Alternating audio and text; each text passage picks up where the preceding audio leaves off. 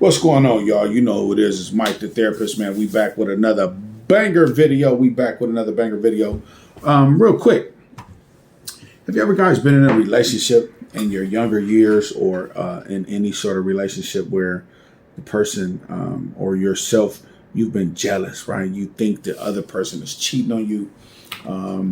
Sometimes those situations are accurate and those situations are true, and sometimes they're not.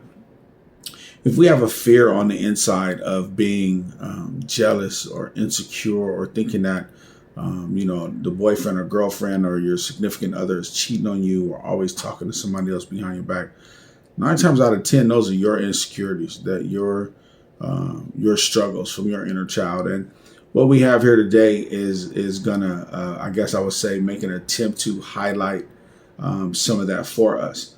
To understand the role of the inner child and its current behavior patterns, we know that children who grow up in households categorized by trauma and dysfunction often face difficulties in acquiring healthy boundaries and behaviors that many others consider, natural. It's kind of natural to tell people, hey, I don't like that. Don't treat me like that.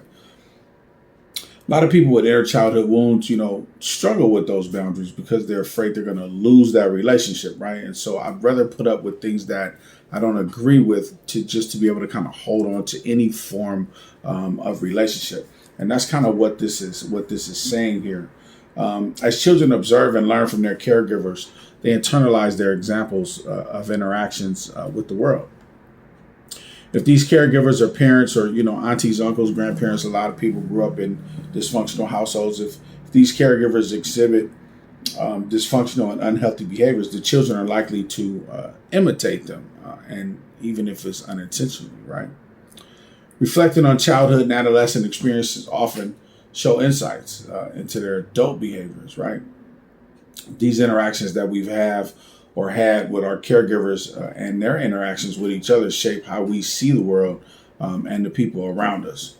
Consequently, our sense of self, communication style, and the ability to form relationships with other people are significantly influenced by these interactions. We have to cultivate awareness and actively work on behaviors to avoid repeating these patterns throughout our adulthood. Experiencing, an unstable upbringing can significantly affect your health and happiness. We think about, the constant stress of such circumstances, what it leaves on our central nervous system in constant hypervigilance, or what we know in the psychological realm as fight or flight. As a result, you may need ample time alone to calm these symptoms of anxiety, nervousness, and the fear that lingers within you. So I'm going to just jump on that topic for a quick second, right? It's a lot of meat on that bone, so I'm going to get that. Hold on. So talking about the central nervous system and how, the body kind of stays in that fight or flight. What that does is, based on a recent study I watched in 2024, it talks about how the automatic stress response system needs to dump cortisol or blood sugar by constantly putting your body in fight or flight, right? The blood has to kind of get going so it can be ready to fight or flight. Well, what that does is constantly pump blood sugar. So you're receiving a spike in your blood sugar every time your body goes into fight or flight. That's predisposition for diabetes. Heart problems, heart conditions, high blood pressure. So it's definitely affected more than just our central nervous system, our overall health and happiness too. It says being in your own home provides a feeling of safety and comfort because you're in a familiar environment that you can manage. However, in more extreme cases, you might even notice traits of agoraphobia or social anxiety. Recognizing these patterns and seeking support to overcome these challenges are essential. If you've endured neglect or abandonment in your childhood, the impact can last all the way into your adulthood, manifesting as lingering fears and being left behind or being abandoned by everybody that you start or have an actual relationship with. Even if you may not be aware of these situations there on the surface, they can subtly influence your thoughts and your actions in and surrounding your relationships. Although any fear that may be underlying tends to revolve around the possibility of your partner, friend, or family member leaving, These anxieties often surface in mundane scenarios. For example, during your younger years and in your adulthood, it often feels anxious when our partner will go out alone or temporarily step away during an argument. Some people feel that, if the partner needs time, space to kind of calm down or reset, that's a wellness tool that they have that actually works. And we may not have learned that yet. If you've been abandoned or neglected, then you feel like that person wants to leave you, even though this person is just trying to self-soothe right now, right? And so this is where these clashes happen in these relationships. Somebody's learned a tool throughout their life that they want to self-soothe.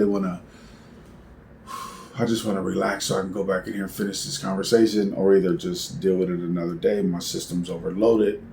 My systems and emotions are flooded right now. I really don't want to end this conversation this way. And they've removed themselves, and they're self-soothing. They're trying to get back to a more healthy state of mind, healthy state of thought. And you, or them, either way, whichever way, you're thinking, man, this person wants to leave me. They're unhappy with me. They walked off there, and they're thinking that, they're trying to find a way to leave. They're talking to somebody else, trying to get an exit plan, and then you start to spiral. That's kind of what it is, right? It says if somebody would think that, it says they stepped away in an argument. There are fears and abandonment issues if you think like that. Somebody would think that a girlfriend or boyfriend is going to leave them for somebody else, if they had to step away. And that starts that negative cycle of insecurities, possibly blaming the other person for cheating on them, etc. In the work I've done, noticing abandonment issues, they manifest as jealousy and in more severe cases, possessiveness. As they strive to maintain a sense of security and controlling their relationships. Many people don't know that this is where it comes from. Acknowledging and addressing your fears is crucial because they can significantly affect the quality of your relationships overall and your well-being. Well, what can we do about this if we feel that we struggle with these dysregulations of emotions, right? You can attend groups that focus on inner childhood wounds. DBT groups are great to attend to if you feel you need to do the work, that inner work, to live a more healthy and clean, more productive mental health life. YouTube has plenty of these videos out there. Doc Snipes, one of my favorites. Katie Morton, one of my favorites, and others have tons of videos on these topics. I just want to thank you for watching, man, and I hope that this was insightful to somebody and that somebody was blessed behind this. All right, y'all have a good day.